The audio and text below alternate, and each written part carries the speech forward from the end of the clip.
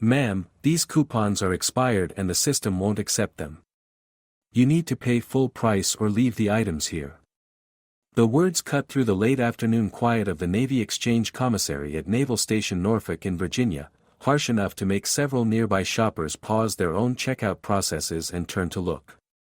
Ashley Morrison, 22 years old and 4 months into her first job as a cashier at the military base grocery store, stood behind her register with her arms crossed and an expression that mixed annoyance with the particular self-righteousness of someone who believed they had caught someone trying to cheat the system. Before her stood an elderly woman whose shopping cart contained modest groceries totaling perhaps $70, and whose weathered hands held a small stack of manufacturer coupons and military family discount vouchers that Ashley's scanner had rejected with error messages. The woman was Margaret Sullivan, 78 years old, standing at 5 feet 4 inches with the slightly bent posture that comes from decades of carrying life's burdens, both literal and figurative.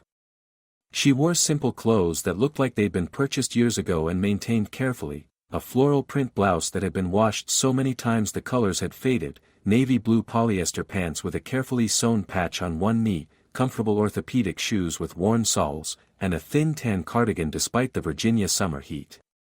Her white hair was styled in the practical short cut of someone who couldn't afford regular salon visits, and her face showed the deep lines that come from 78 years of life, including 40 years as a Navy spouse supporting her husband's career through multiple deployments, relocations, and the countless challenges of military family life.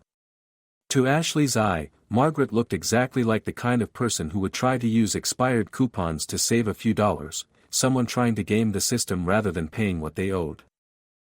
Ashley picked up the coupons without asking permission and began examining them with theatrical skepticism, holding each one up to the light as if checking for forgeries.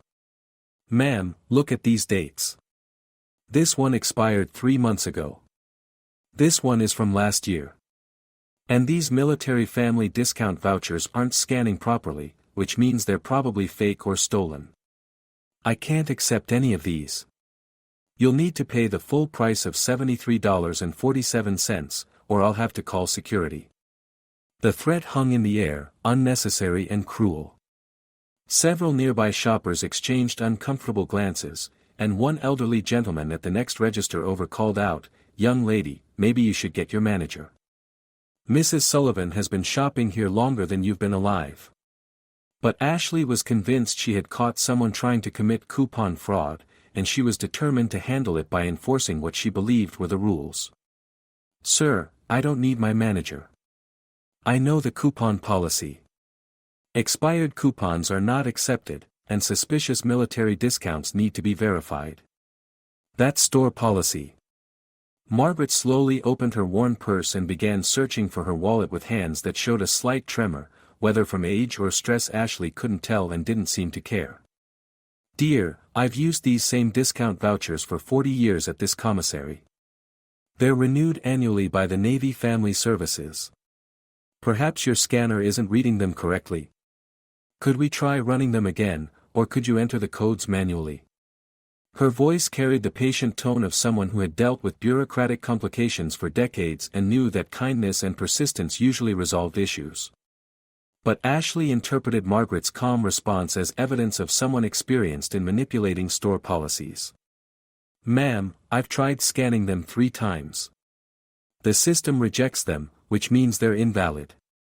And I'm not going to manually override the system for invalid coupons because that would be against policy and could cost me my job. You're asking me to commit fraud on your behalf."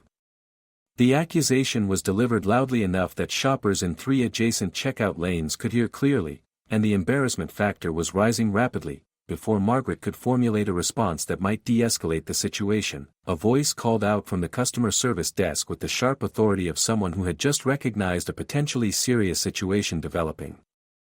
"Ashley, step away from that register right now and come to my office. Immediately." The speaker was Commander Patricia Chen, 47 years old, retired Navy supply officer and the current manager of the Naval Station Norfolk Navy Exchange Commissary. She had been reviewing inventory reports at the customer service desk when she heard the commotion and recognized both Ashley's voice raised in accusation and Margaret Sullivan's patient attempts to explain. Commander Chen had known Margaret for 15 years, ever since Chen had first been assigned to Norfolk, and she understood immediately that Ashley had made a catastrophic error in judgment that needed to be corrected before it caused even more damage. Chen was not someone whose orders were questioned or delayed, and Ashley's confident expression finally cracked slightly as she realized her supervisor had witnessed the entire interaction and did not sound pleased.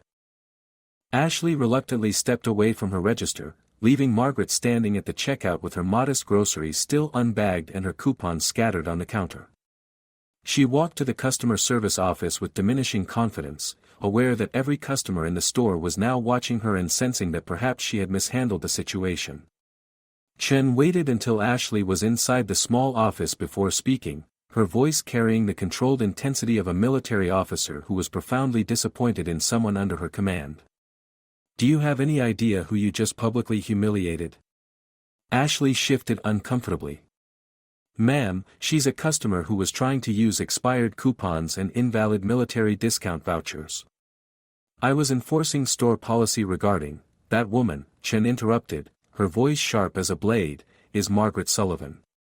Her husband, Captain Thomas Sullivan, served 32 years in the United States Navy as a submarine officer, including 4 combat deployments and 6 years as the commanding officer of USS Miami. Margaret followed him to 14 different duty stations over 3 decades, raising 3 children essentially as a single parent because her husband was deployed more than 200 days per year for most of his career." Chen pulled out her computer and quickly pulled up several files, turning the screen so Ashley could see. The first document was a Navy Family Services record showing Margaret's military spouse identification card, which had been continuously active since 1968, 56 years of documented military family service. The second document was a commendation letter from the Chief of Naval Operations recognizing Margaret Sullivan for her volunteer work with Navy Family Support programs spanning 4 decades. The third image was a photograph from the 1990s showing a younger Margaret receiving an award from the Secretary of the Navy for her contributions to submarine family readiness programs. Margaret Sullivan, Chen continued, her voice growing harder with each sentence, spent 40 years supporting her husband's naval career while managing a household, raising children through multiple deployments including during Desert Storm and Operation Enduring Freedom, volunteering countless hours with Navy family support organizations, and serving as an unofficial counselor and support system for hundreds of other Navy spouses facing the challenges of military life. When her husband was commanding officer of a submarine, she was effectively the commanding officer of the Family Support Network, organizing events, providing crisis support, and maintaining morale for dozens of families whose loved ones were underwater and unreachable for months at a time. Chen pulled up another document showing Margaret's service record with the Navy exchange system. "She's been a customer at this commissary since 1968, that's 56 years of shopping here, paying taxes that support this facility, using benefits that she and her husband earned through decades of service and sacrifice. The expired coupons you rejected are manufacturer coupons that were issued by companies specifically for military families and have extended acceptance periods at commissaries, information you would know if you'd bothered to check the military coupon policy manual instead of assuming she was trying to commit fraud. The invalid military discount vouchers that your scanner rejected are actually legitimate Navy Family Services benefit cards that need to be manually entered because they use an older encoding system, again, something you would know if you'd completed your training instead of skipping sections you thought weren't important." Ashley's face had gone from confident to pale as the full magnitude of her error became clear. She looked at the documents showing Margaret's decades of service and contributions, trying to reconcile the distinguished record with her image of the elderly woman as a coupon fraud artist. Chen wasn't finished with her lesson. "Let me explain something to you about military families and the commissary system. Service members earn below market rates compared to civilian careers requiring similar skills and responsibility. The commissary system exists specifically to help military families offset lower military pay by providing groceries at reduced prices. The coupons and discounts you dismissed as fraud are part of the compensation package that military families have earned through service and sacrifice. When you accused Margaret Sullivan of trying to cheat the system, you were essentially telling her that 40 years of supporting her husband's career, raising children through deployments, and contributing to the military community wasn't worth $15 in coupon savings. She pulled up another screen showing the specific coupons Ashley had rejected. These manufacturer coupons are legitimate and were issued specifically for commissary use. The error message you received was because you scanned them incorrectly. You're supposed to enter them manually using the override code that's listed in your training manual, which you clearly haven't reviewed. The military family discount vouchers are renewed annually and are sometimes encoded with older technology that requires manual entry. Every experienced cashier in this store knows this. You didn't know it because you've been skipping the training sessions and assuming you already know everything you need to know. Chen turned to face Ashley directly. Margaret Sullivan is on a fixed income from her husband's Navy pension. She carefully plans her shopping trips, clips coupons, and uses every legitimate discount available to her because that's how she's managed a household on military pay for decades. She wasn't trying to cheat the system, she was using benefits she's earned and practiced using for longer than you've been alive. And you publicly accused her of fraud in front of dozens of other customers, many of whom are also military retirees who now feel unwelcome in a store that's supposed to serve them. The weight of that statement hung heavy in the small office. Ashley managed to find her voice, though it came out small and unsteady. "Ma'am, I didn't know. The coupons looked expired and the system rejected them. I thought I was preventing fraud. I was just trying to follow the rules as I understood them." "You were trying to enforce rules you didn't actually understand," Chen corrected sharply, "and instead of asking for help or calling a supervisor when you encountered something unfamiliar, you jumped immediately to accusations of fraud. You embarrassed a woman who has given more to this military community than you can possibly comprehend, all over $15 in legitimate discounts that you were too lazy to process correctly." Chen pulled up security camera footage showing the interaction from multiple angles. "Look at this footage. Look at Mrs. Sullivan's face when you accused her of fraud. That's not the face of someone trying to cheat the system. That's the face of someone who has been humiliated after a lifetime of honorable service to the military community. She was patient with you, she tried to explain, and you responded with accusations and threats to call security." Ashley watched the footage and saw what she had missed in the moment: Margaret's patient dignity, her confused hurt at being accused, the way other customers had tried to defend her, and her own aggressive posture and raised voice that had created a public spectacle. Chen wasn't finished. "You're going to write a detailed incident report about what happened here today. Not for disciplinary purposes, Mrs. Sullivan has specifically requested that no action be taken against you, which shows you the kind of person she is, but for training purposes. This incident will become a case study for every new employee about the importance of understanding military culture, respecting our customers, and asking for help when you encounter situations you don't fully understand." She softened slightly. "You're not being fired, Ashley, though I hope you understand that you easily could be for how you handled this. But you are going to personally apologize to Mrs. Sullivan. You're going to complete every single section of the employee training program including the military family services modules you skipped, and you're going to shadow our most experienced cashiers for the next 2 weeks to learn how to properly serve our military family customers." Ashley descended from the office on shaking legs to find Margaret still standing patiently at the abandoned checkout lane, her groceries still waiting to be processed, while other customers had offered to help bag her items and several had shared their own positive stories about knowing her over the years. The store's most senior cashier, a retired Navy wife herself named Dorothy who had worked at the commissary for 23 years, had already stepped in to complete Margaret's transaction, carefully entering each coupon code manually and ensuring every discount was properly applied. Ashley approached Margaret with genuine embarrassment coloring her face. "Mrs. Sullivan, ma'am, I owe you a profound apology. I was completely wrong.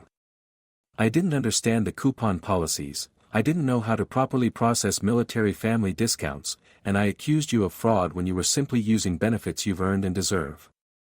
I embarrassed you publicly, and I'm truly sorry." Margaret looked at Ashley with eyes that had seen young people make mistakes for decades and had learned to respond with grace rather than anger. "Dear, it's all right. You're young and you're new to working with military families. These systems can be confusing, and I understand that you thought you were following the rules. What's important is that you learn from this experience. Military families have faced enough challenges, we don't need additional challenges when we're just trying to buy groceries. Her forgiveness was genuine, delivered without condescension or triumph, just the patient understanding of someone who had spent a lifetime helping young people learn and grow. But the other customers in the store were less forgiving.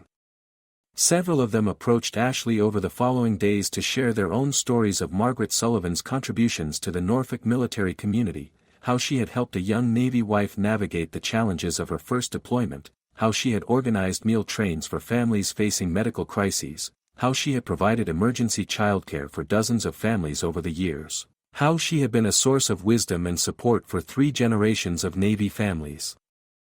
Dorothy, the senior cashier, took Ashley under her wing over the following weeks and taught her not just the technical aspects of processing military discounts but the deeper lesson about what it meant to serve the military community. She explained how commissary cashiers weren't just retail workers but were part of the support system that helped military families manage the financial and logistical challenges of military life. She shared stories of families who carefully budgeted every dollar because military pay often meant choosing between competing necessities.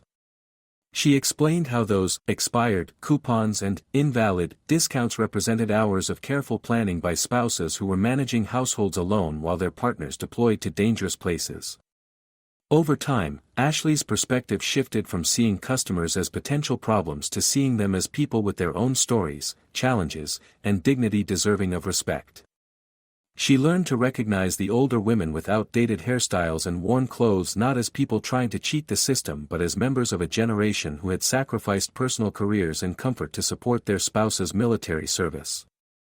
She learned to see the stack of carefully clipped coupons not as an attempt at fraud but as evidence of careful household management and financial discipline. Margaret Sullivan continued her regular shopping at the Naval Station Norfolk Commissary, and Ashley made it a point to greet her warmly whenever she came through the checkout line, taking extra care to ensure every discount was properly applied and every coupon was processed correctly. Over time, their relationship evolved from one of acute embarrassment to something resembling mentorship, with Margaret occasionally sharing stories about Navy life that helped Ashley better understand the customers she served. 6 months after the incident, during a particularly busy Saturday afternoon, Ashley watched as Margaret helped a young Navy wife navigate the commissary's coupon policy, patiently explaining how to maximize savings on a tight budget and sharing wisdom earned through decades of experience.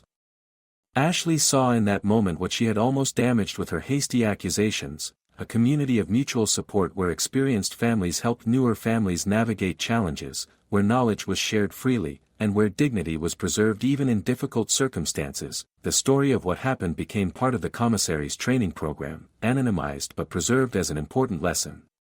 New employees learned about military family culture, about the importance of asking for help rather than making assumptions, and about the reality that the most valuable members of any community often look the most ordinary. And Ashley Morrison, though embarrassed by her error, grew from the experience into someone who understood that customer service in a military commissary wasn't just about scanning items and collecting payment, it was about honoring service and sacrifice by treating every customer with the dignity and respect their contributions had earned. The coupons that had seemed like fraud to her untrained eye were actually symbols of resilience, careful planning, and the reality that military families often had to stretch every dollar to make ends meet despite their service to the nation. Where are you watching from today? Tell us in the comments about a time when you learned to look beyond surface appearances.